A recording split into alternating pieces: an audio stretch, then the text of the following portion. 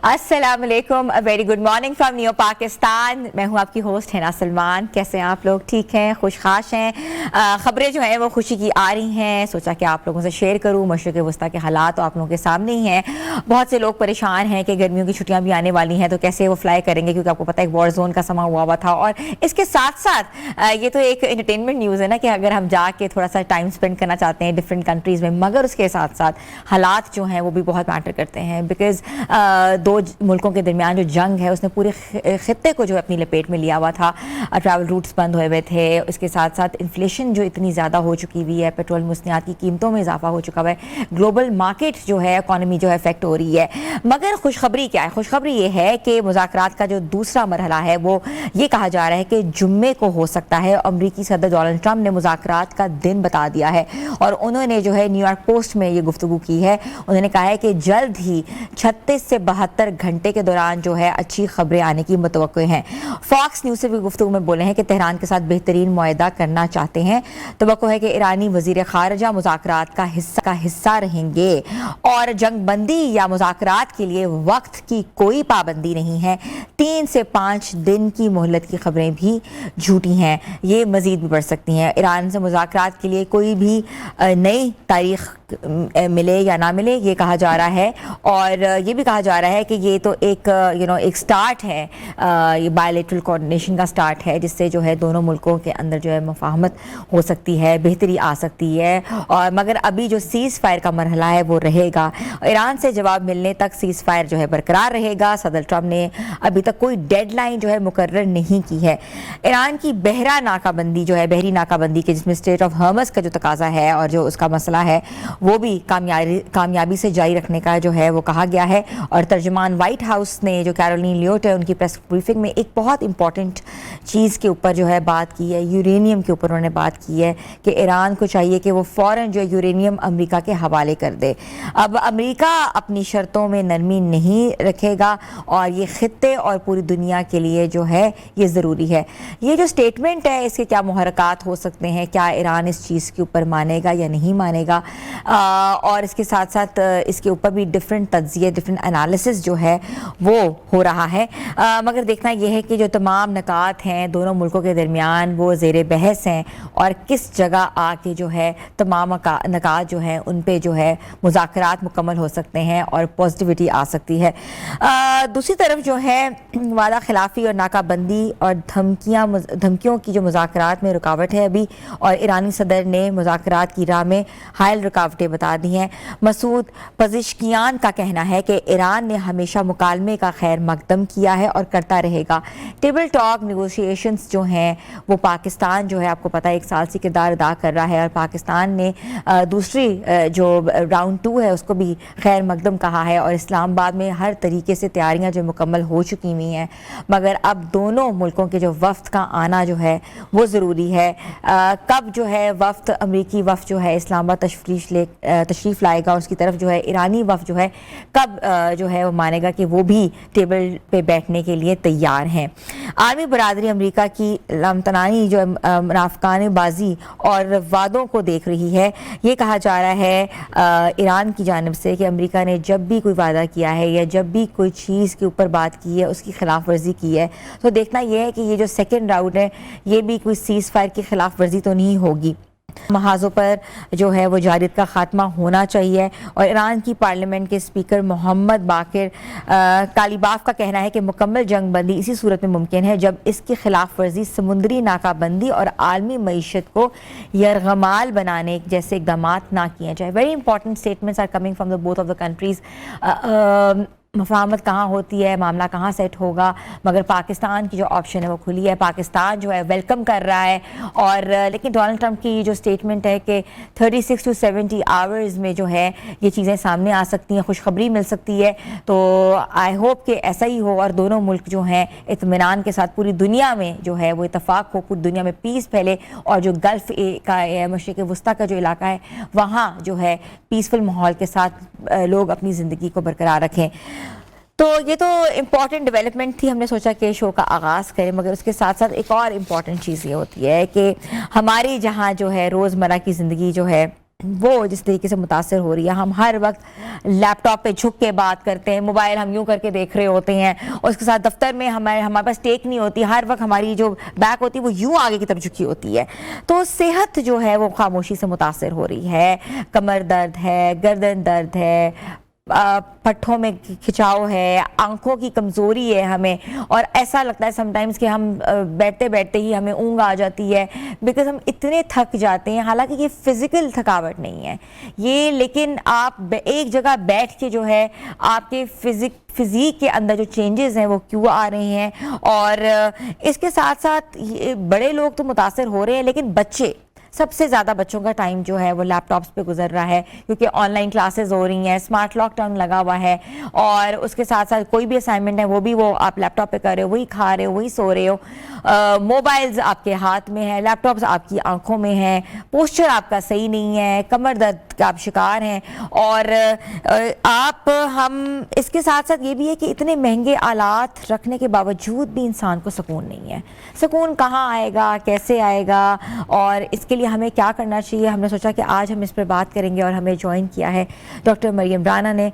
Physical therapist हैं, expert हैं। आज हमें बताएंगी कि वो कैसे हमारी मुश्किल को आसान कर सकती हैं। अस्सलाम वालेकुम मरियम। वालेकुम सलाम। कैसी हैं आप? मैं ठीक हूँ, आप ठीक है? बिल्कुल ठीक ठाक Maryam. Maryam, very important thing to know, हम लोग फिज़िकली फ़िट नहीं हैं। हाँ, हम जितने भी सप्लीमेंट्स खा लें, मगर हमारे बॉडी पोस्चर्स इस तरह के हैं कि हमें लगता है कि हमें कहीं ना कुछ और करना चाहिए। वो क्या करना चाहिए? Lifestyle changes. Very nice. Lifestyle इस तरह का बना लिया है कि घर पे मदर्स कह रही होती है मैं तो सारा दिन चलती फिरती रहती हूँ, फिर भी मुझे जिस्म में पता नहीं क्यों दर्द हो रही है, फिर भी वेट क्यों नहीं कम हो रहा, क्योंकि हमने बहुत सारी हैबिट्स ऐसी अडॉप्ट की हुई हैं कि सप्लीमेंट्स लेने के बावजूद, फिजिकली एक्टिव रहने के बावजूद हम थके रहते हैं, हमारा बॉडी पोस्चर खराब रहता है और मसल्स वीक होते जाते हैं। तो लाइफस्टाइल के अंदर बेहतरी लाना बहुत ज़्यादा इंपॉर्टेंट है। अच्छा मरियम, लाइफस्टाइल में तो बेहतरी हम लेकर आ सकते हैं और आना भी चाहिए, मगर जिनका वर्क जो है सिर्फ सिटिंग में आता है, जो ज़्यादा उनका पोस्चर सिटिंग में रहता है, तो उनको किस तरीके से अपनी सिटिंग को बेहतर बनाना चाहिए? क्योंकि ऑब्वियसली जितने लोग ज़्यादा बैठते हैं उतने लोग ज़्यादा थक जाते हैं, ये देखा है। चलने वाले लोग कम थकते हैं। बिल्कुल, ज़्यादा बैठ रहे हैं क्योंकि हमारे जॉइंट्स की ना फ्यूल जो है मोबिलिटी है, हम चल फिर नहीं रहे हैं, जॉइंट्स को मोबाइल नहीं कर रहे हैं, ब्लड सप्लाई रुक रही है, मसल्स रिलैक्स नहीं हो पा रहे हैं, ऑक्सीजन सप्लाई रुकी हुई है मसल्स की क्योंकि मोबाइल नहीं है। जितना ज़्यादा आप एक्टिव रहते हैं, आपके मसल्स रिलैक्स रहते हैं और आपकी वर्क एफिशिएंसी भी बढ़ती है।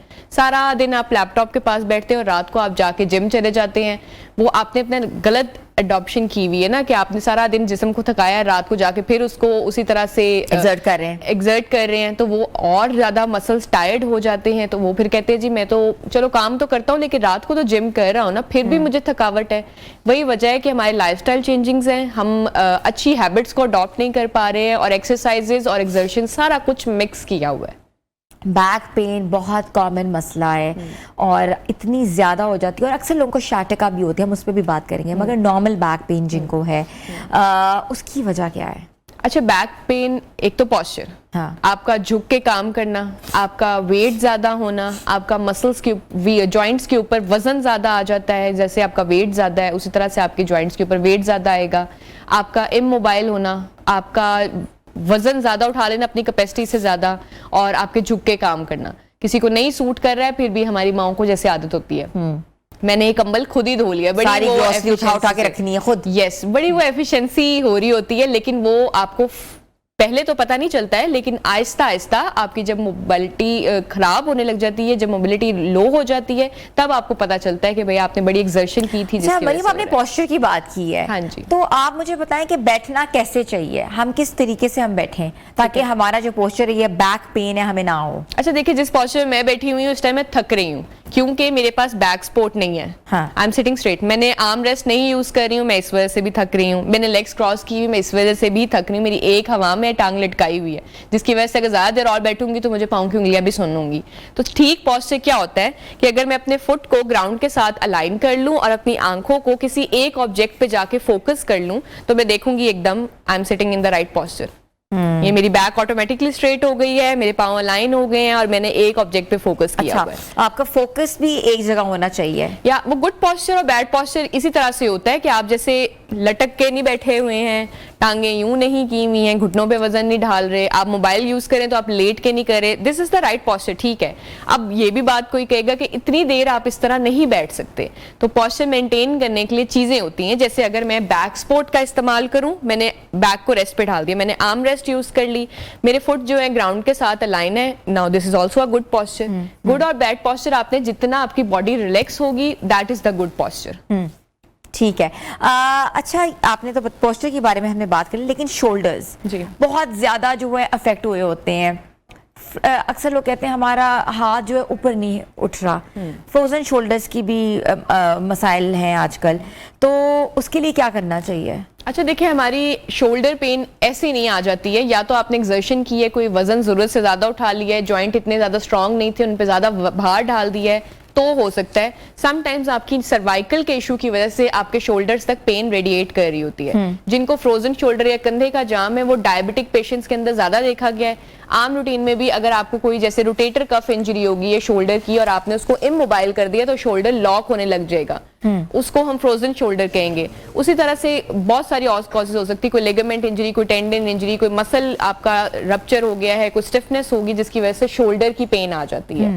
तो जब एक्यूट है पेन, तभी उसको आप दिखा लें फिजियोथेरेपी के थ्रू, मेडिसिन का इस्तेमाल ना करें इससे पहले कि वो क्रॉनिक हो जाए और शोल्डर लॉक हो जाए। अक्सर लोग, कुछ भी नहीं होता, फ्रोजन शोल्डर नहीं होता, हमारे पास आते हैं, किसी ने कहा था जी कंधा जाम हो गया, वो कंधा जाम नहीं हुआ, वो दर्द में गया है, आपने उसको रोक दिया कि हिलाऊं जलाऊंगा तो तकलीफ बढ़ेगी, ऑब्वियसली वो हो भी रही होगी, हाथ ऊपर नहीं जा रहा, हाथ ऊपर नहीं जा रहा, शर्ट चेंज नहीं हो रही, बाल कंघी नहीं हो रहे, क्योंकि आपने पेन हुई तो आपने उसको रोक दिया, वहीं पे दवाइयां खाते रहे, उसको हील करने के लिए जो एक्चुअल मेथड चाहिए था वो आपने उसके साथ किया नहीं, तो अब वो शोल्डर लॉक हो गया। ठीक है, फिर हम वो फिजियोथेरेपी के थ्रू अनलॉक करते हैं। अच्छा मरियम, अक्सर जो खवातीन हमारी थोड़ी सी बड़ी उम्र की हैं, उनके जो अपर आर्म होते हैं वो बहुत ज्यादा चबी हो जाते हैं। हाँ जी, हैवी, यहाँ जो होता है फैट जम जाता है, और जब फैट जमता है तो वो उनसे काम वो भी नहीं होता, और फैट की वजह से दे कांट डू एनीथिंग, वो लगता है जैसे उनकी हर चीज स्टिफ है।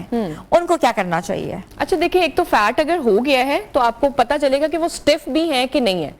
If they are stiff and painful, तो फिर आपने उसकी रीहैब करानी है। उसमें हम आपको एक्सरसाइजेस गाइड करते हैं जिसके थ्रू आप इसको मोबिलिटी भी देते हो और वो फैट बर्निंग की तरफ भी जाता है। ठीक है, लेकिन अगर कुछ लोगों का देखा जाए कि फैट कम हो रहा है, श्रिंक हो रहा है, और जो फैट है वो लटक भी रहा है, इसका मतलब आपने डाइटिंग कर ली थी लेकिन आपने साथ एक्सरसाइजेस नहीं की हैं, तो वो उसका रिजल्ट हो रहा है। तो दोनों सूरतों में एक्सरसाइजेस के थ्रू उसको मेंटेन किया जा सकता है। भाई हम एक्सरसाइज के बारे में भी आपसे पूछेंगे और लाइव डेमो भी लेंगे। हमने छोटी सी ब्रेक लेनी है, ब्रेक के बाद हम वापस आ रहे हैं, आप लोग हमारे साथ रहें।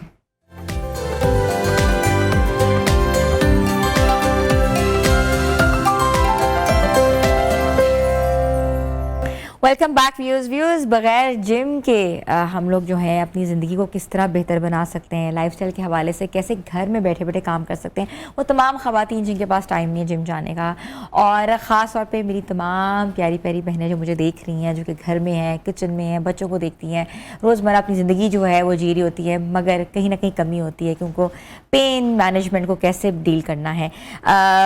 डॉक्टर मरियम हमारे साथ मौजूद हैं। मरियम, एक्सरसाइजेस के हवाले से हम बात कर रहे थे कि आँखों की, अगर आपको लगता है कि आंखें बच्चे ज़्यादा मल रहे हैं, जितना वो देखते हैं स्क्रीन टाइम उनका ज़्यादा है, या अक्सर वो देखा है कि उनको एक तरफ नर्व में पेन शुरू हो जाती है, एक तरफ आईज रेड होना शुरू हो जाती हैं, वाटरी होना शुरू हो जाती हैं, क्या करना चाहिए? अच्छा देखिए, फ़ोन टाइम जो है ना, स्क्रीन टाइम जितना ज़्यादा होगा, हम उसको बहुत ज़्यादा लाइट ले रहे होते हैं, बच्चों को चुप कराने के लिए फ़ोन पकड़ा देंगे ताकि हम तसल्ली से शॉपिंग कर लें, लेकिन उसके साइड इफ़ेक्ट्स हो रहे हैं कि जितना ज़्यादा आप स्क्रीन टाइम देखते हो, आपकी आंखों में ड्राइनेस होती है, आंखें मसल्स जो हैं वो वीक होने शुरू होते हैं, इसीलिए छोटे छोटे बच्चों की अब आईसाइट वीक है, पहले इस तरह से नहीं होता था। फिर डाइट का भी इशू है, और फिर वो वजन ढाल के एक तो फ़ोन यूज़ करें, फिर उसी तरह से पढ़ने भी बैठ जाते हैं, मसल्स को रिलैक्स होने नहीं दिया जाता। तो फिजियोथेरेपी के अंदर हम कुछ एक्सरसाइजेस भी गाइड करते हैं जिनके थ्रू आप मसल्स को टाइटनिंग कर सकते हो दोबारा से, और आईसाइट को वीक होने से पहले बचा सकते हो। जिसके अंदर हम जैसे कोई भी ऑब्जेक्ट लेंगे और उसकी तरफ फोकस करेंगे, कोई पेंसिल ले लें या पेन ले लें और उसको फॉरवर्ड मूव करो और उसको बैकवर्ड मूव करो। आपका सारा फोकस आपकी पेंसिल या पेन की टिप पे होना चाहिए, या फिंगर से भी यूज कर सकते हो, ठीक है। एक तो ये एक्सरसाइज हो गई। अच्छा। दूसरा, आपने उसी तरह से सर को मूव किए बगैर फिंगर को साइड्स पे मूव करना है और आपने उस पेंसिल को फॉलो करना है, ठीक है। फिर आप उसी तरह से उसको राउंड में मूव करोगे अराउंड द फेस, और फेस मूव किए बगैर आप उसकी टिप को ही फॉलो करोगे, ठीक है। और उसी तरह से अगर आप ज्यादा ब्लिंकिंग करोगे तो वो भी आपके आईज के लिए अच्छा है, ब्लिंकिंग करना भी। अब जिनको मसल वीक हो रहे हैं या आंखों में पानी आता है या रेडनेस आती है, एक स्क्रीन टाइम कम करें, अंधेरे में फ़ोन यूज़ करने बंद करें, ये वाली आंखों के लिए एक्सरसाइजेस करें और ठंडे पानी के छींटे मारें, जितनी ज़्यादा आप आंखों में कर सकते हैं उससे भी ये रेडनेस भी जाएगी। ड्रॉप्स वगैरह की तो जरूरत नहीं पड़ेगी? ड्रॉप्स आपको फिर आगे से ऑप्थो जो है वो गाइड कर सकता है, उसके लिए होता है। अच्छा, एक वर्ड जो है बहुत ज़्यादा कॉमन हुआ है, सर्वाइकल स्पॉन्डिलोसिस, जी, वो क्या है? जी अच्छा, देखिए सर्वाइकल पेन जो है वो मसल्स नेक के टाइट कर देता है। आहिस्ता आहिस्ता जब आपकी डीजेनरेटिव चेंजिंग्स होनी शुरू हो जाती हैं गर्दन के मोरों के दरमियान में, यानी कि आपकी वर्टिब्रास की डिहाइड्रेशन हो जाए तो उसकी शेप चेंज होने लग जाती है, या अर्ली रूमाटाइड आर्थराइटिस जिसे हड्डियों का भुरना कहते हैं, यानी स्पर्स क्रिएट होने शुरू हो जाते हैं। बेसिकली हमारी नेक के दरमियान में कुछ वर्टिब्रास है जिनके दरमियान में प्रॉपर एक गैप है, स्पेसेस है, वो गैप कम होना शुरू हो जाएगा, उनके नोके बनने शुरू हो जाएंगी। नोके जब आप नेक को मूवमेंट दे रहे हैं ऊपर नीचे या साइड्स पे, वो नोके आपस में रगड़ खाएंगी, रगड़ खाने से पेन जनरेट होगी, दैट इज सर्वाइकल स्पॉन्डिलोसिस। ये नेक्स्ट स्टेज है।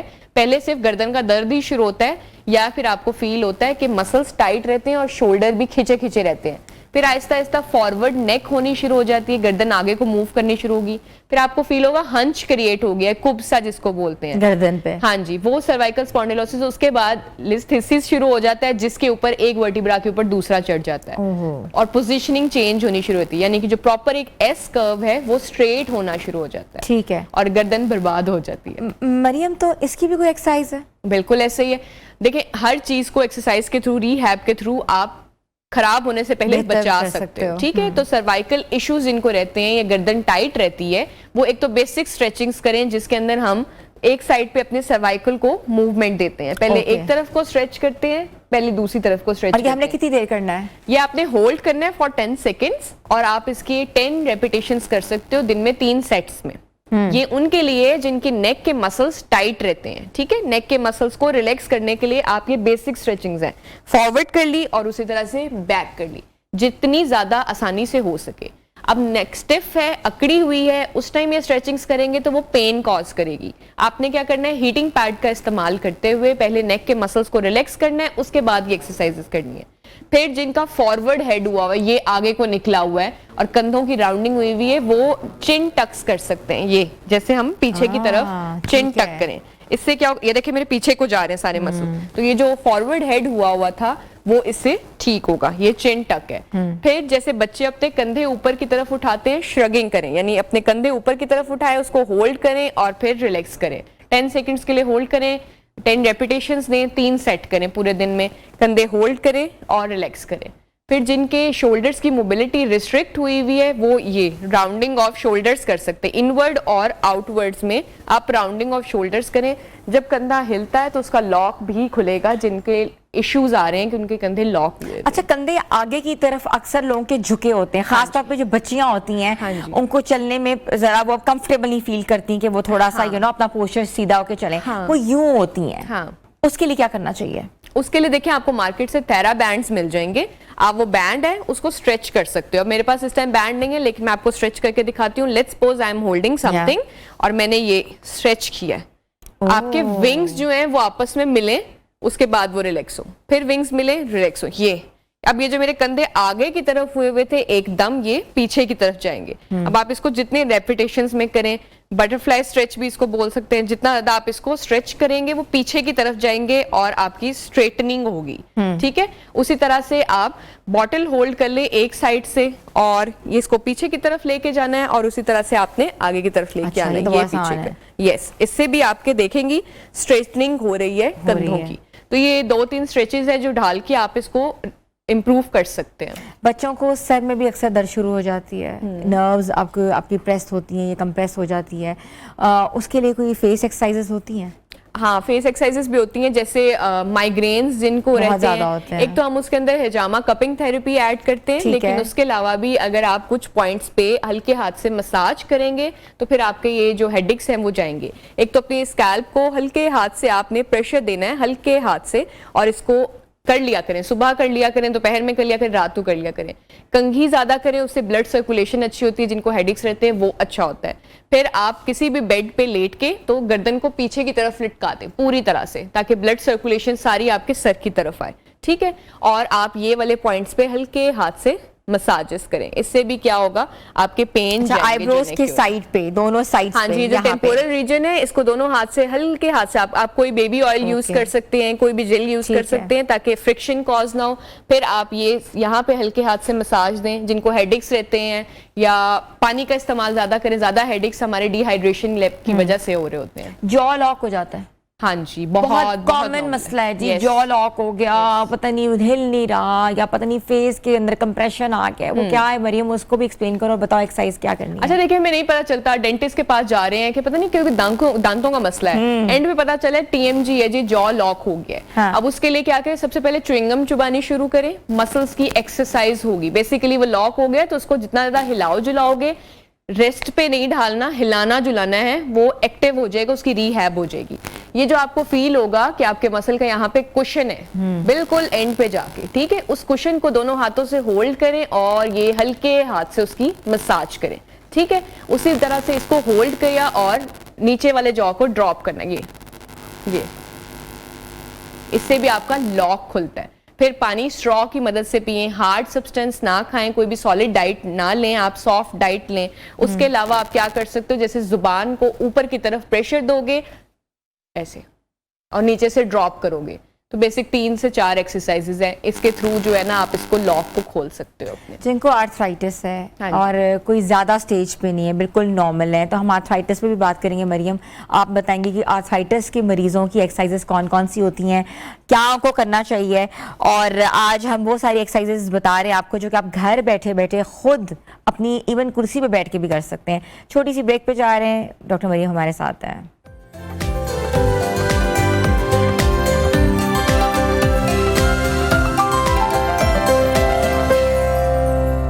वेलकम बैक व्यूअर्स, हम पेन मैनेजमेंट के हवाले से बात कर रहे हैं और अब हम बात करने जा रहे हैं आर्थराइटिस। जिन लोगों को आर्थराइटिस है, बहुत ज़्यादा दर्द रहती है, उनको क्या करना चाहिए? डॉक्टर मरियम हमारी रहनुमाई फरमा रही। डॉक्टर मरियम, आर्थराइटिस की डिफरेंट फॉर्म्स होती हैं। समटाइम्स आपकी हड्डियाँ सिकुड़ना शुरू हो जाती हैं, और कुछ पेशेंट्स को मैंने भी देखा है, उनके हाथों की जैसे उंगलियां, फिंगर्स हैं, वो ऊपर की तरफ उभर जाती हैं, तो ऑब्वियसली बहुत पेन होती है, लोग इंजेक्शंस में चले जाते हैं, फिजियोथेरेपी भी समटाइम्स काम नहीं आती, बिल्कुल, लेकिन how to go about it? अच्छा देखिए, आर्थराइटिस के अंदर क्या हो रहा है कि आपकी डीजेनरेटिव चेंजिंग्स आ रही हैं, साथ साथ समटाइम्स आपकी जो जॉइंट्स हैं वो डिहाइड्रेट हो रहे हैं, वो स्पर्स क्रिएट हो रहे हैं, भुर रही हैं, डी शेप हो रही हैं। उसके लिए क्या होता है, जैसे कुछ पेशेंट सुबह उठ रहे हैं तो कह रहे इतना अकड़ा हुआ है कि बहुत देर लगती है हाथ की उंगलियां सीधे होने में, ये डिफरेंट फॉर्म है, फिर वो होते होते इतना खराब हो जाता है कि बिल्कुल घुटना डी शेप हो गया, उस पर वेट ही नहीं आ रहा। बेसिक अगर जो स्टेप है वो आप ले लें कि आप बेसिक आइसोमेट्रिक्स पे काम करें। लेट्स सपोज किसी को नी की पेन रहती है और उसको पता है कि उसकी फैमिली हिस्ट्री है आर्थराइटिस की, क्योंकि जल्दी डायग्नोस नहीं होता, हम पेन्स को पेन्स ही समझते रहते हैं, साथ कोई कटक कटक की आवाजें भी आ रही हैं, साथ पेन भी है, आपको फील होता है कि सीढ़ियां चढ़ना उठना बैठना मुश्किल है, अर्ली सिम्टम्स देखना बहुत इंपॉर्टेंट है। तो आप नी की बेसिक एक आइसोमेट्रिक है जो डेली रूटीन में सबको डालनी चाहिए जिनको ये सिम्टम्स आ रहे हैं, यानी कि आप अपने नीज के दरमियान में इस तरह से फिस्ट बना के इसको स्क्वीज करेंगे, आप इसको स्क्वीज करेंगे, होल्ड करेंगे और आप इसको रिलैक्स करेंगे, स्क्वीज करेंगे, होल्ड करेंगे और रिलैक्स करेंगे। और यकीन करें ये वाज़े फर्क दिखाता है आपको कि बहुत सारे पेशेंट्स हैं जिनको नी की पेन रहती है, साथ आवाज आती है, वो ये पेन चली गई है इस एक्सरसाइज को फॉलो करने से। उसी तरह से अगर आपको शोल्डर्स की इसी तरह से पेन रहती है, साथ पॉपिंग साउंड जब जब हिलाते हैं, साथ कटक कटक सी आवाजें आ रही हैं, तो उसको भी आपने लाइट नहीं लेना है, बेसिक आइसोमेट्रिक से स्टार्ट करें। जैसे मैंने पहले बताया, इनवर्ड और आउटवर्ड जो है आपने इसको मोबाइल रखना है, ठीक है। उसके अलावा आप बेसिक आइसोमेट्रिक सीधे बैठ के इसको ऊपर देखेंगे ताकि कहीं पे भी आपकी मोबिलिटी रिस्ट्रिक्ट ना हो। जहां लगे रेंज ऑफ मोशन कंप्लीट नहीं हो रही है, फौरी तौर पे अपने फिजियोथेरेपिस्ट को विजिट करें। अच्छा, और इस तरह उंगलियों के हवाले से जैसे आपकी उंगलियां हैं वो एकदम से सुकड़ रही हुई हैं, तो उनको करने के लिए आपको क्या करना पड़ेगा? कौन सी अच्छा exercise देखिए, करनी बिल्कुल पड़ेगी? एक देसी सा टोटका, नीम गर्म पानी लो, उसमें नमक और ऑलिव ऑयल ऐड करें और कुछ देर के लिए हाथ उसमें डिप रखें। ठीक है। देखिए मैंने पहले ही बताया था, स्टिफनेस उतारे बगैर कोई भी एक्सरसाइज करने का फायदा नहीं, वो उसी तरह से वापस अकड़ जाएंगी। और ठीक जिनको है, इन्फ्लेमेशन है वो भी यही करें? अच्छा जिनको इन्फ्लेमेशन है, स्वेलिंग है, वहां पे हम कोल्ड पैक्स, आइसिंग ऐड करते हैं। ये चीज बहुत ज्यादा इंपॉर्टेंट है। जिनको स्वेलिंग और इन्फ्लेमेशन रहती है वो आइस पैक्स ऐड करें, जिनको पेन रहता है, स्टिफनेस रहता है, वो हीटिंग पैड्स ऐड करेंगे। ठीक है। अच्छा, अब आपको अकड़ाव है, उसको कम करने के लिए आपने ये नीम गर्म पानी वाला करना है, वरना आप हीटिंग पैड को उसके ऊपर लगा लें। उसके अलावा आपको मार्केट में मिल जाएंगी स्क्वीज बॉल्स या टेनिस बॉल्स, जितनी सॉफ्ट आप ले सके उससे इसकी बेसिक एक्सरसाइज करें। इसको पकड़ा, होल्ड किया, रिलैक्स किया, या फिर आप ये वाली एक्सरसाइजेस करें, टिप्स को टच करने वाली। ठीक है। और बेसिक आइसोमेट्रिक्स, जैसे रिस्ट की मोबिलिटी कर ली, ऊपर की तरफ कर ली, नीचे की तरफ कर ली, साइड्स पे, ये बेसिक आइसोमेट्रिक्स, यानी कि मोबाइल रखें जॉइंट सर्कुलेशन होती है। यस, जितना आप मोबाइल रखेंगे वो उसका फ्यूल है, उसकी ब्लड सर्कुलेशन अच्छी रहेगी, मसल्स टाइट रहेंगे, मसल स्ट्रेंथन रहेंगे आप। अच्छा, ये जो आर्थराइटिस के पेशेंट्स हैं ये काम भी करते हैं, तो इनको आप डॉक्टर्स जो हैं, जैसे आप फिजियोथेरेपिस्ट हैं, वो मना करते हैं कि आप लोग ज़्यादा हैवी चीज़ ना उठाएं, या अगर कुकिंग कर रही हैं तो बार बार चम्मच ना हिलाएं? Is it like that? अच्छा देखिए, मैं मूवमेंट को रिस्ट्रिक्ट करने के हक में उस तरह से नहीं हूँ कि पेशेंट्स को कहा जाता है कि अगर घुटने की दर्द है ना, आपने मुसलसल बेड रेस्ट करना है। आपने जाया, यस, आप उसको जाया कर देते हो। मैं बार बार रिपीट कर रही हूँ, जॉइंट्स की असल फ्यूलिंग ही मोबिलिटी होती है, उसका और कोई फ्यूल नहीं है। तो हम इसको रिस्ट्रिक्ट कैसे कर सकते हैं? रिस्ट इंजरी हुई है, लेट्स सपोज कि आपका कोई टेंडन इंजर हो गया या कोई मसल टाइट है, कोई भी इशू आ गया, आपने क्या करना है? उसको होल्ड करना है। होल्ड कैसे करेंगे? उसके लिए मार्केट्स में आपको रिस्ट सपोर्ट मिल जाती है, नी सपोर्ट मिल जाती है, एल्बो सपोर्ट, शोल्डर ब्रेसेस, आपको एंकल सपोर्ट्स मिल जाते हैं। रिस्ट सपोर्ट पहन ली, या आपने रिस्ट्रिक्ट कर दिया, अब आप जितना भी उसको मूवमेंट दे रहे हैं वो आपका जॉइंट रिस्ट्रिक्ट है। वो स्पोर्ट्स, वो ब्रेसेस आपके लिए इसीलिए डिजाइन की गई, वो जॉइंट को इमोबाइल कर दें, लेकिन उसकी ब्लड सर्कुलेशन रिस्ट्रिक्ट ना हो, उसकी एक्टिविटी रिस्ट्रिक्ट ना हो, उस पर वजन नहीं पड़ना चाहिए, कंप्रेशन जैसे हम दे देते हैं। अच्छा, एक बहुत इंपॉर्टेंट चीज़ है, आई होप जितने भी ऑडियंस है वो भी पूछना चाह रही होगी आपसे, ओवर द काउंटर्स बहुत से ऑयल्स हैं, पेन ऑयल, हाँ जी, जॉइंट ऑयल, हाँ जी, उसके बाद नर्व्स ऑयल, और एक ब्रांड है जिसमें ऑस्ट्रिच ऑयल, हाँ जी, और उससे कहते हैं कि आप लगाओ गर्माहट मिलती है, वो ऑयल्स ठीक है? अच्छा देखिए, ऑयल्स वाला काम मैं नहीं गाइड करती हूँ, क्योंकि मेरा खुद उस पर ट्रस्ट नहीं है। मैं जेल्स भी रिकमेंड नहीं करती हूँ, क्योंकि मुझे लगता है ये सिर्फ सुपरफिशली पेन को, रिसेप्टर्स को सुप्रेस कर रही हैं, वो टेम्परेरी रिलीफ दे रही हैं, परमानेंट सोल्यूशन नहीं है। ठीक है। हाँ, वो गरमाइश करते हैं, उनके अंदर कुछ सीड्स या कुछ ऑयल्स, इस तरह के मिक्सचर्स होते हैं, कुछ फार्मूलाज ऐसे होते हैं जो फौरी तौर पे मेंथोल है, जैसे वो ठंडा ठंडा फील कराएगा, आपको लगेगा पेन चला गया, थोड़ी देर बाद फिर उसी तरह से पेन जनरेट हो गया, परमानेंट सोल्यूशन नहीं है, तो इसलिए उसको रिकमेंड नहीं किया जाता। हाँ, हल्के हाथ से मसाज कर ले इफ यू फील लाइट, उसके बाद लेकिन आपकी बेसिक जो रिहैब है वो फिजियो के थ्रू ही होगी। कंप्रेशन आ जाए एकदम से, उसमें आप स्प्रे इस्तेमाल कर सकते हो? स्प्रे यस किया जा सकता है फौरी तौर पे। अगर आपको कोई हल चाहिए है तो आप वो स्प्रेज का, ऑयल्स का, जेल्स का इस्तेमाल कर सकते हो, लेकिन कोई भी इंजरी हो गई है, आप चल रहे हो, चलते चलते पाँव मुड़ गया है, फौरी तौर पे इमोबाइल करने के लिए अगर स्वेलिंग हुई तो एक्सरे कंडक्ट कराएं, कुछ भी और हो सकता है। ठीक है। अगर स्वेलिंग वगैरह नहीं है तो उसके लिए एंकल सपोर्ट का इस्तेमाल करें, आप स्प्रेज इस्तेमाल कर सकते हो, तब तक आप डॉक्टर के पास नहीं जाते हो। लेकिन अपने फिजियोथेरेपिस्ट को विजिट लाजमी करना है, कोई भी सेल्फ ट्रीटमेंट ना करें जिसमें मेडिकेशन इन्वॉल्व हो, ऑयल्स हो या स्प्रेज हो, सिर्फ उस पर रिलाई नहीं करें। डॉक्टर मरियम, खवातीन जो है जिनकी बेली बहुत ज्यादा हो जाती है वो सपोर्ट लगाती हैं, वो बेल्ट्स लगाती हैं। हाँ जी। कुछ लोग कहते हैं, कुछ डॉक्टर्स माहिर कहते हैं कि नहीं लगानी चाहिए, इससे जो है आपका मजीद जो होता है, जो एरियाज होते हैं वो फैलना शुरू हो जाते हैं। आप क्या इसके बारे में रिकमेंड? नहीं, वो फैलते नहीं है। देखिए, मैंने पहले भी बताया, बहुत सारी फीमेल्स हैं, मेल्स हैं जो डाइट प्लान्स बहुत ज्यादा ले रहे हैं लेकिन एक्सरसाइज नहीं कर रहे हैं। अब उससे क्या होता है, फैट लटकना शुरू हो गया है, जैसे बेली फैट मोस्ट कॉमनली देखा जाता है, या शोल्डर्स का या थाइस से आप देखते हो ये फैट लटक रहा है। अब वो बेल्ट्स का इस्तेमाल किया जाता है क्योंकि पेट आगे की तरफ लटक रहा है, सारा वजन आपकी कमर पे आ रहा है, कमर से दर्द होगी तो घुटनों में जाएगी, आपका पोस्चर खराब होगा, आप टेढ़ा होकर चलना शुरू हो जाओगे, वो बैक सपोर्ट इसलिए दी जाती है ताकि कमर स्टेबल रहे, ठीक है। उसका आपके बेली फैट बढ़ने से कोई ताल्लुक नहीं है। यस, हालांकि वो स्वेटिंग से हो सकता है कम जरूर हो जाए। Thank you so much doctor Maryam Rana, physical therapist जो है हमारे साथ मौजूद थी। आप देखा, उन्होंने बताया किस तरीके से हम घर में बैठे एक्सरसाइज कर सकते हैं और लाइफस्टाइल में तब्दीली ला सकते हैं। छोटी सी ब्रेक पे जा रहे हैं, आप लोग हमारे साथ रहें।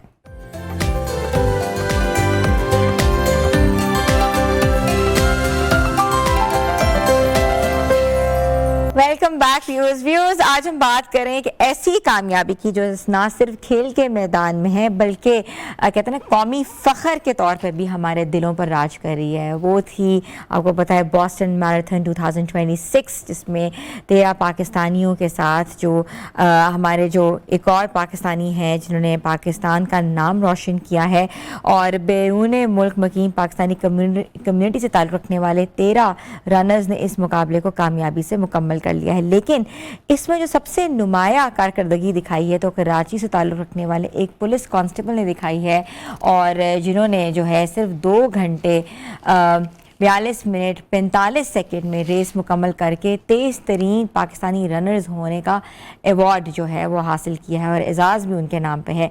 ये कामयाबी इस बात का सबूत है कि जो पाकिस्तान है और उसका नाम हर जगह रोशन हो रहा है, उसके साथ साथ अगर आपके पास जज्बा हो, लगन हो, अनथक मेहनत हो तो आप किसी भी मार्के को सर कर सकते हैं। और आज हमारे साथ वीडियो लिंक पे मौजूद हैं और मैं वेलकम करती हूँ मोहम्मद अमजद अली साहब को। अस्सलाम वालेकुम। वालेकुम अस्सलाम। आपको बहुत बहुत मुबारक हो। सबसे पहले तो खैर मुबारक। और मैं ये क्रेडिट आपके थ्रू देना चाहता हूँ अपने स्पॉन्सर्स को, जिन्होंने मुझे यहाँ तक पहुँचाया और जो है वो एक बहुत अच्छी स्पॉन्सरशिप करवाई और अल्लाह के हुक्म से टाइम भी बहुत अच्छा आया।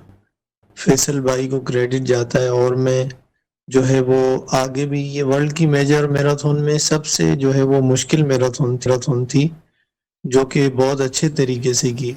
और पाकिस्तान से जितने भी एथलीट अब तक यहाँ आए हैं इस कोर्स में रेस करने, उनमें सबसे अच्छा टाइम जो था वो 2:48 था और अल्हम्दुलिल्लाह मैंने उस टाइम को 6 मिनट से बीट किया है और एक अच्छा टाइम आया।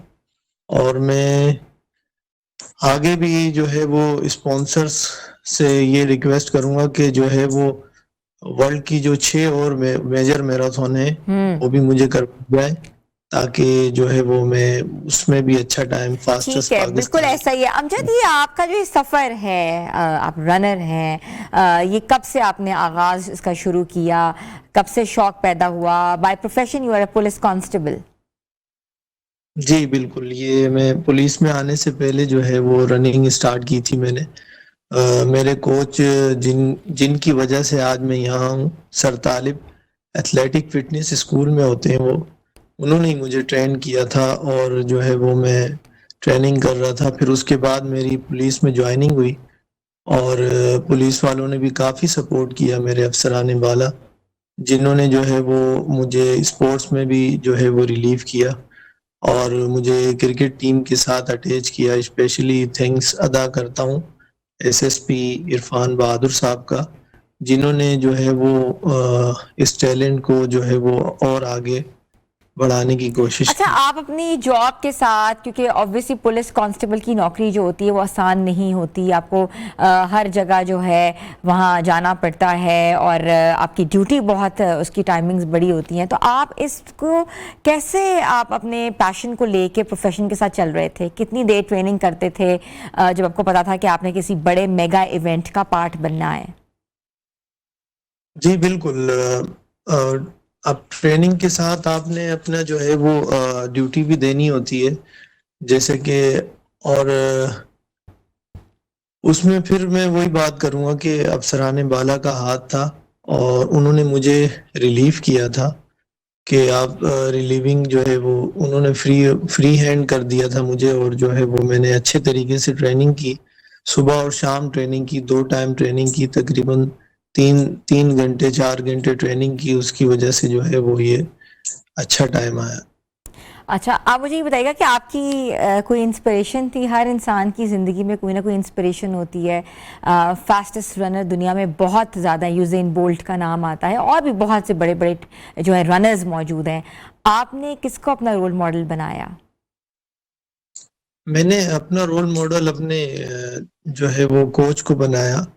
वो भी जो है वो पाकिस्तान के फास्टेस्ट जो है वो 400 मीटर के हडलर रह चुके हैं। उनको ही देख के जो है वो मुझे शौक हुआ था, तो मैंने वहीं से स्टार्ट लिया अपना। और ये एक जज्बा था जब मैं रन कर रहा था। काफी जो है वो लेग्स टाइट हो जाती हैं। फुल मैराथन में बताता चलूं कि 42.2 किलोमीटर होता है। वो जब करने जाओ तो फिर पता चलता है कि आप क्या कर रहे हैं। जब आप 35-36 पे पहुंचते हैं ना, तो बिल्कुल बॉडी की एनर्जी खत्म हो जाती है। और जो है वो फिर वो सारा मेंटली गेम होता है। तब वो जज्बा काम आता है जो आपको किसी को देख के लग रहा होता है कि आप उन चीज से एक्सपायर हो रहे होते हैं, फिर वो चीज आपके जहन में आती है और आप एक अच्छा जो है वो एक टाइम दे सकते हैं फिर। ठीक है। और अच्छा, आप अमजद अली, मुझे ये बताइएगा कि जो बॉस्टन मैराथन है, ये सबसे बड़ी मैराथन कंसिडर की जाती है।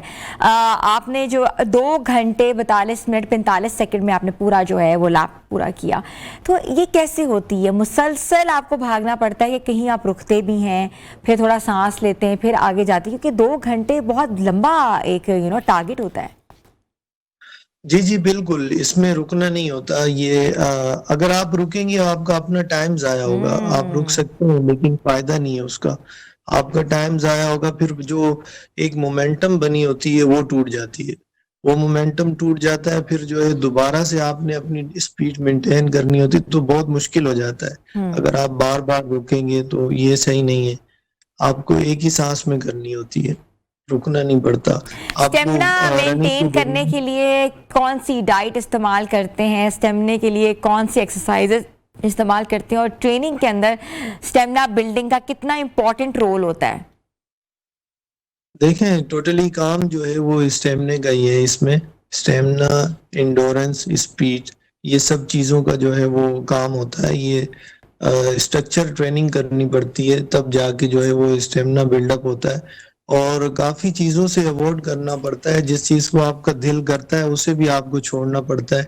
जैसे ऑयली चीज़ें हो गई, स्पाइसी चीज़ें हो गई, ये चीज़ों से आपको अवॉइड करना पड़ता है। तब जाके जो है वो आप बहुत अपनी जो है लाइफ को डिसिप्लिन से लेके जाना पड़ता है। तब जाके आप जो है वो स्टेमिना बिल्डअप करते हैं और एक अच्छे एथलीट बनते हैं।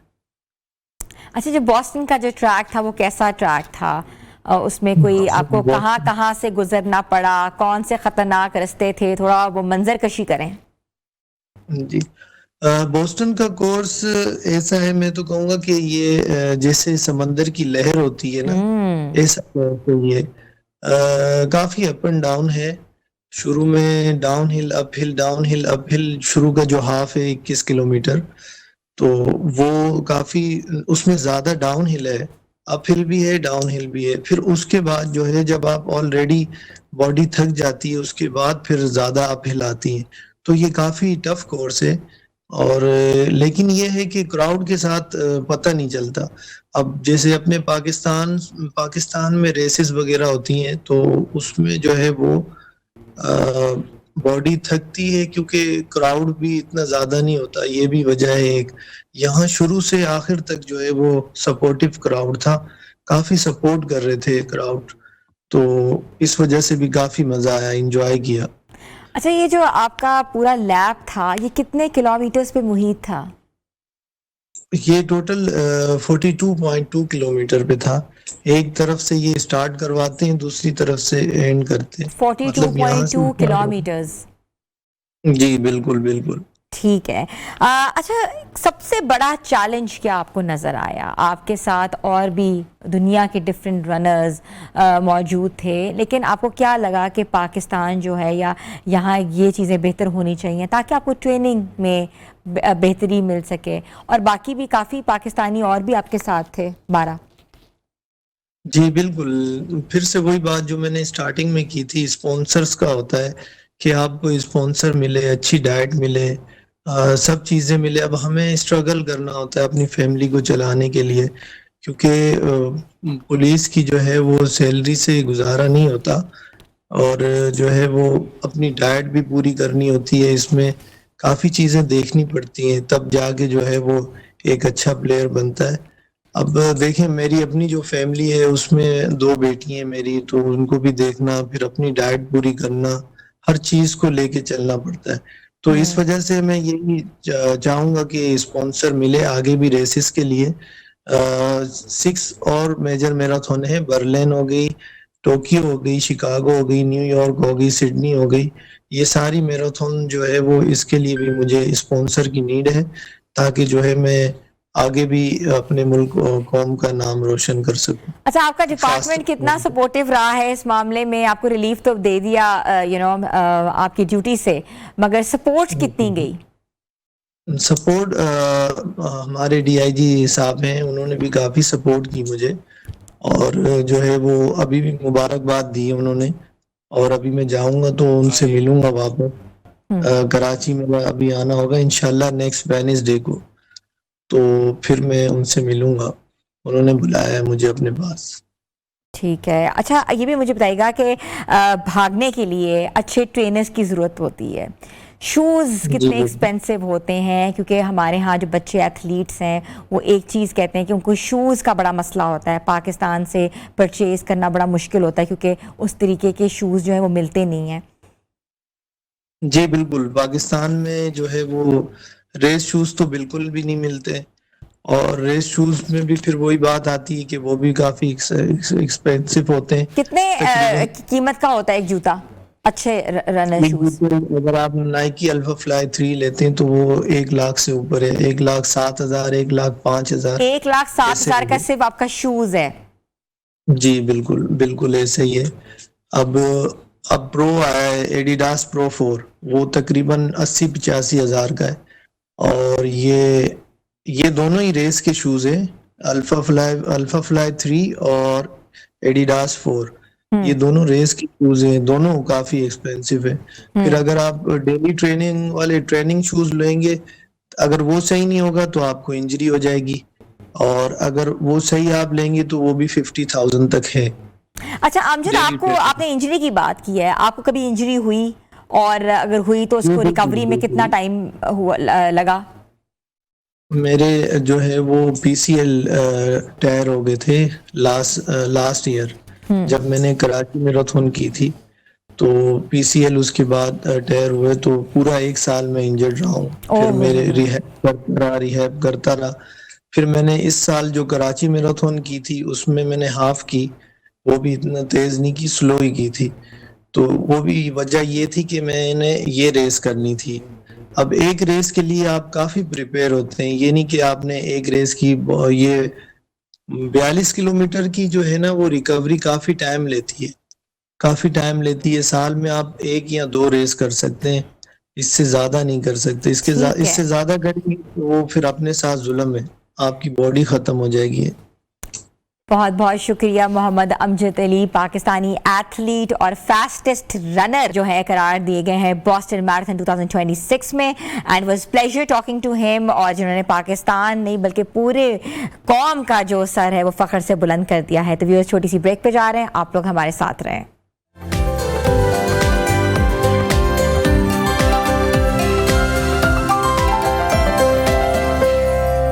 Welcome back viewers. एक बहुत कॉमन वर्ड है जो आप लोग सुन रहे हैं और हम सब घर में बोल रहे होते हैं, भाई इसको तो स्ट्रेस हो गया है, ये तो एंजाइटी का शिकार हो गया है, बहुत स्ट्रेस है मुझे, बहुत स्ट्रेस है। और स्ट्रेस क्यों है? स्ट्रेस हमारी जो है घरेलू जिम्मेदारियां, हाउस चोर्स में हमें स्ट्रेस होता है, हमें अपने ऑफिशियल मैटर्स में स्ट्रेस होता है, हमें समटाइम्स जो कि ग्लोबल इकोनॉमी में जितना इंक्रीज आया है, इन्फ्लेशन जितनी ज़्यादा बढ़ती जा रही है, उसमें स्ट्रेस हो रहा है कि हम कैसे जो है अपने बजट को मेनटेन करेंगे।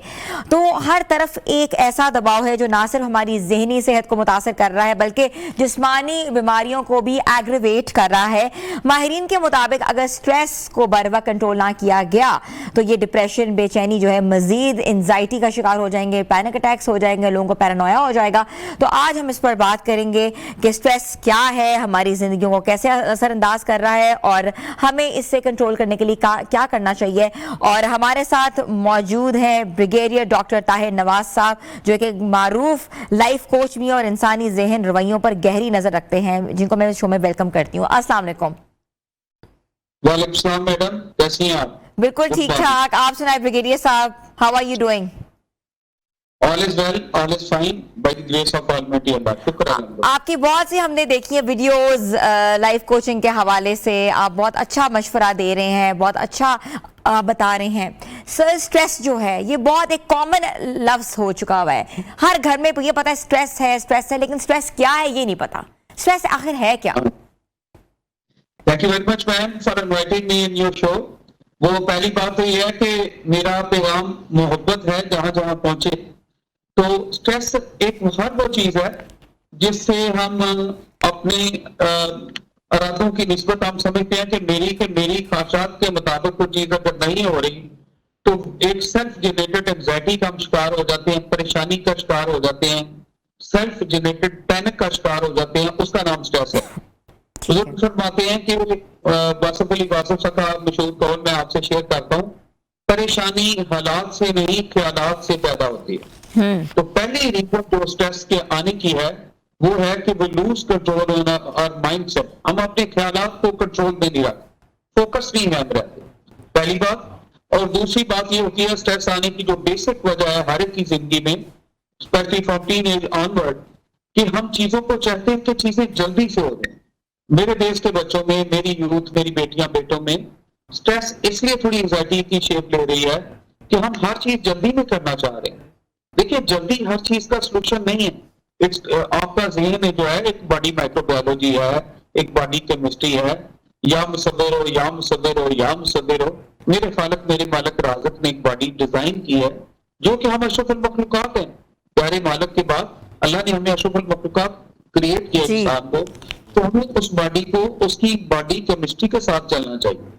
तो स्ट्रेस हर वो चीज आप नोट करें। आपने मुझे बेसिक चीज पूछी है तो थोड़ा मैं क्लियर जवाब दूंगा अपने बेटे बेटियों के लिए, यूथ के लिए भी, और अपने हम उम्र तो नहीं हमसे अच्छे, कि प्लीज अपनी जिंदगी में थोड़ा सा हम हौसला लें, ठहराव लें, और अगले की बात, अगले का एक्शन, अगले की जी। आई थिंक थोड़ा सा जो उनका वॉइस है वो डिले है, तो जैसे ही हमारा राब्ता जो है वैसे ही बहाल होता है। Definitely we are talking about stress. Stress जो है ये बहुत एक मसला है हमारे घरों में, डिप्रेशन, एंजाइटी में लोग मुब्तला हैं। तो वो ब्रिगेडियर साहब ये कह रहे हैं कि अपने घरों में जो है बच्चों को, यूथ को एजुकेट करें और ये बताएं कि तहम्मुल मिजाजी से काम लें, क्योंकि तहम्मुल मिजाजी जो है इज़ अ की ऑफ सक्सेस एंड अ की टू सक्सेस। और इसके साथ साथ ये भी है कि हमने कितना अपनी ज़िंदगी में अपने आप को मसरूफ़ रखना है, कितना स्क्रीन टाइम जो है उसमें अपने आप को जो है मुलव्विस रखना है। और स्क्रीन टाइम जितना ज़्यादा होता है, हम डिफरेंट कंटेंट देख रहे हैं, 1 मिनट में हमारे सामने हर तरह का कंटेंट आ जाता है। तो माइंड क्या वो कंटेंट को एक्सेप्ट कर रहा होता है, हम किस चीज़ में बैठे होते हैं और हमें क्या करना पड़ता है। तो आज हम बात करेंगे। जी, ब्रिगेडियर साहब ने हमें वापस ज्वाइन किया है। There was like a delay because वो इस्लामाबाद में और हम लाहौर में हैं, तो वीडियो लिंक से वो हमें ज्वाइन करें। ऑब्वियसली थोड़ा बहुत डिले आएगा, लेकिन व्यूअर्स आप लोगों ने बहुत इंपॉर्टेंट ये बात जो है आराम से सुननी है। ब्रिगेडियर साहब, 20-20-20 रूल, क्या रूल है ये? अच्छा, ये रूल है कि बेसिकली आप अपनी लाइफ को थोड़ा प्रायोरिटाइज करते हैं कि मैंने कुछ पोर्शन रखना है अपनी फैमिली लाइफ के लिए, कुछ पोर्शन रखना है अपनी प्रोफेशनल लाइफ के लिए, कुछ पोर्शन रखना है मैंने सोशल नेटवर्क के लिए।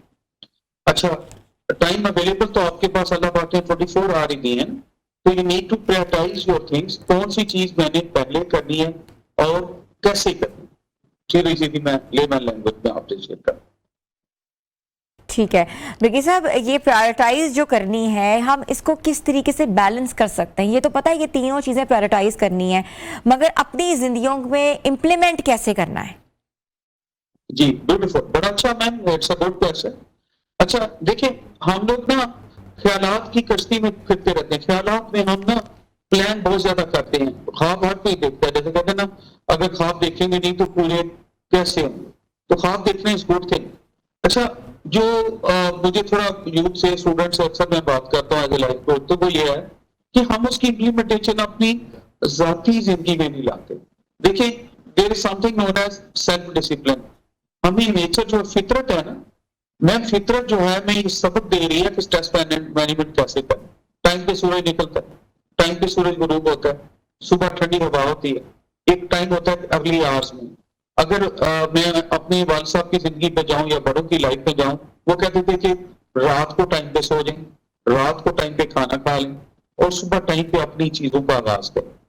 अभी हम आ गए हैं थोड़े आईटीएज में, सोशल मीडिया दौर है, कंपटीशन का दौर है, बहुत ज्यादा प्रेशर्स हैं, कंपटीशन है ना, डिफरेंट एप्स का, सेंस ऑफ एक्नॉलेजमेंट का, सेंस ऑफ रिकग्निशन का। तो हमें इसमें थोड़े अपने टाइम में थोड़ा सा सेल्फ डिसिप्लिन रखना पड़ेगा। अच्छा, सेल्फ डिसिप्लिन क्या है कि चाहे वो छोटे हैं या बड़े हैं, 6 to 8 आवर्स उसकी स्लीप पूरी होनी चाहिए। आई होप मैं लाइन पे हूँ और मेरी आवाज आ रही है मैम? जी जी जी जी बिल्कुल ब्रिगेडियर साहब, we are listening to you, all ears on you. Nice, thank you. पहली बात जो मैंने अर्ज किया है वो ये है कि 6 to 8 आवर्स आपकी स्लीप होनी चाहिए। दूसरी बात कि बी कंफर्टेबल विद योरसेल्फ। अपने ख्यालात के जो रिदम है ना, जो ख्यालात की पिच है, उसको थोड़ा लो पिच पे रखें और लोगों को अलाउंस दें।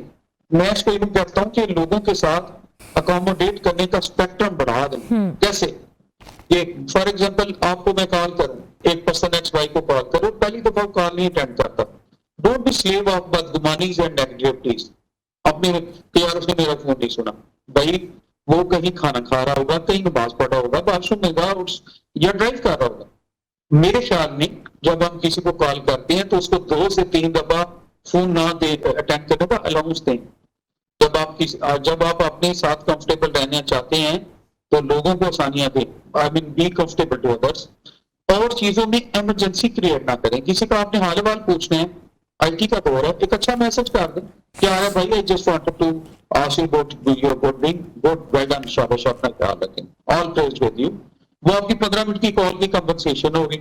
वो 15 मिनट आप कागज पेंसिल लेके, हम तो कागज पेंसिल वाली पार्टी है, आईटी के ज्यादा बच्चे आज लिख के नोट्स बनाते हैं, चले मोबाइल को यूज कर लें, आप अपने नोटबुक को यूज कर लें, उसमें लिखें कि what are to be done tomorrow, अब प्लान करें। ये जो सुबह उठ के एक एंजाइटी पहली आती है ना यूथ पे, मेरे बच्चों पे और हम मुझ पे, वो ये आती है कि मैंने करना क्या है।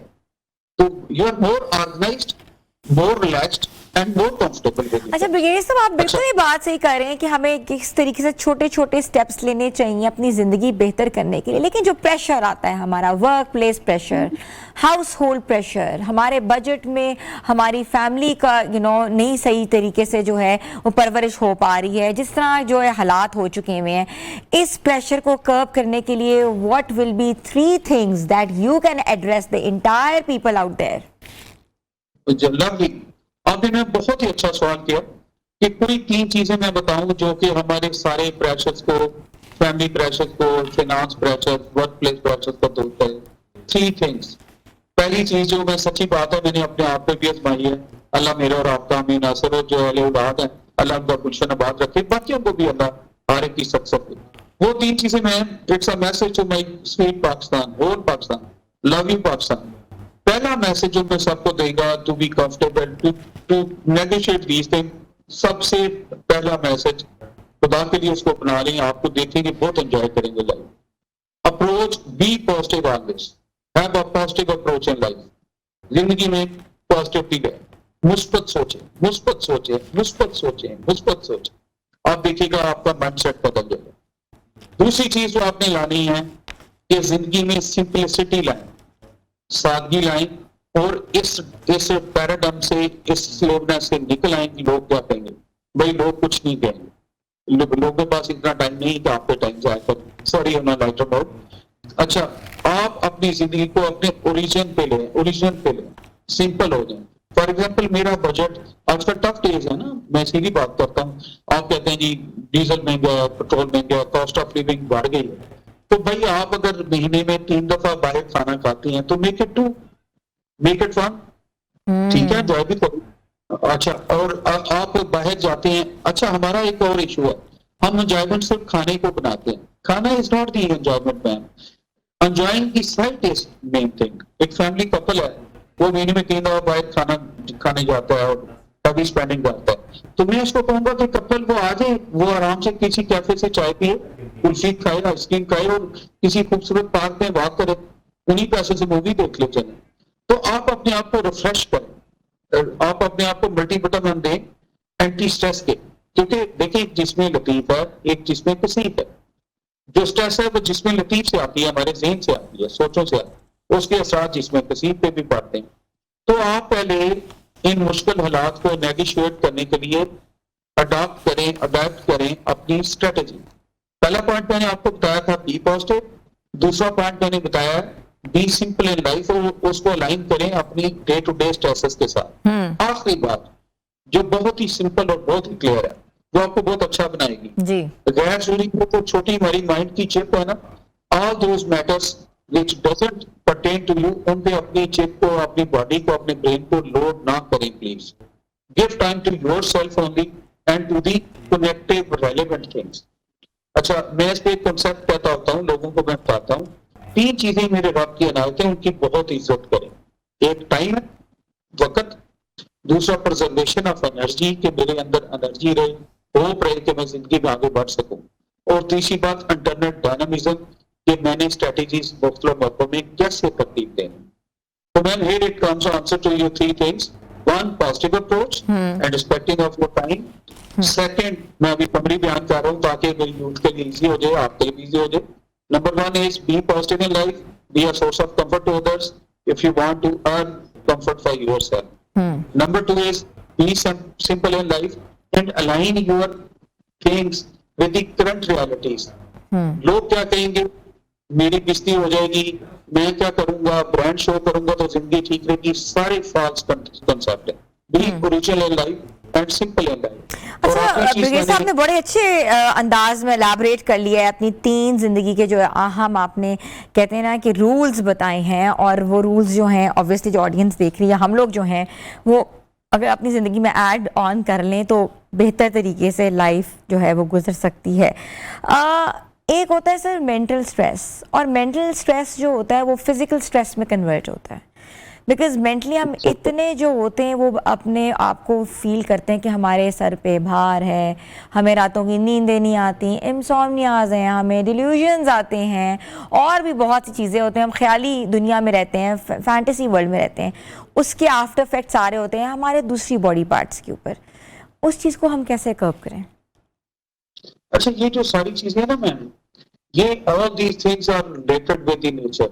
मैं आपको सच कह, देखिए आप किसी, I am not a medical doctor, हम तो दूसरे हैं, लेकिन मैंने से नंबर ऑफ डॉक्टरों के इंटरव्यू किए, नंबर ऑफ पीपल के इंटरव्यूज किए, फॉर्मल। अच्छा, बॉडी सिक्रीशंस है ना, आपने सुना होगा एकदम सब। तो there are secretions in body for the happiness and there are secretions in the body for the sadness. तो हम जब बॉडी को, एक गाड़ी डिजाइन ही मोटरवे पे चलने के लिए हुई है 120 पे, जब आप 180 की स्पीड से उसको चलाएंगे तो यू आर रियूनिंग द व्हीकल। तो इसी तरह एक अपनी बॉडी को एक गाड़ी की तरह ले चले, I should be very comfortable to you, कि उसको, अच्छा कंफर्टेबल क्या है कि अल्लाह पाक ने एक बॉडी डिजाइन की है जिसको 6 से 8 घंटे रेस्ट चाहिए। जब उसने सोना है तो अंधेरे में जो एंटी स्ट्रेस जो है सिक्रीशंस बॉडी की ऑपरेट होती हैं, अंदर से ऑपरेट होती हैं। डाइट आपने मगरिब के बाद 1 दफा ले लेनी है, सुबह नाश्ता जरूर करना है, बजाय कॉफी के 2 कप पीने के, चाय पीने के, और आपने जो आपका लिवर है उसको हाइपर एक्टिव करने के, जो भी टूल बनाने की एजेंसी है, it operates in the ideal conditions, कि आप उसको ठंडा पानी पिलाएं, नाश्ता करें, उसको एक्टिवेट करें बॉडी। तो जो मेरे ख्याल में जो सारी बातें आपने बताई है ना, कि mental stress is shifting toward the physical stress, उसकी बैकग्राउंड ये है जी, कि जी, जी, जी। As per the rules of the body. Rules of the body क्या? थोड़े खुश हैं। अभी मैं आपको क्या आपने अपने रूल्स इसको दिए थोड़ा- जो बना रही हैं, that's the best rules. Brigadier doctor Tahir Nawaz साहब was with us. Thank you so much doctor साहब, it was pleasure talking to you and I think इंशाल्लाह आप जब भी लाहौर आएँ तो हम चाहते हैं कि आप स्टूडियो में हमारे साथ प्रोग्राम करें ताकि लोग फ़ायदा उठा सकें। व्यूज़, आज का प्रोग्राम कैसा लगा अपना फीडबैक ज़रूर दीजिएगा, आपका फीडबैक हमारे लिए बहुत ज़रूरी है। हमारे सोशल पेजेस पर जाएँ, नियो पाकिस्तान के पेजेस पर जाके हमारी वीडियोज़ देख सकते हैं और बता सकते हैं आप कौन सा कॉन्टेंट देखना चाहते हैं। अपनी होस्ट हिना सलमान को इजाज़त दें, तब तक के लिए अल्लाह हाफिज़।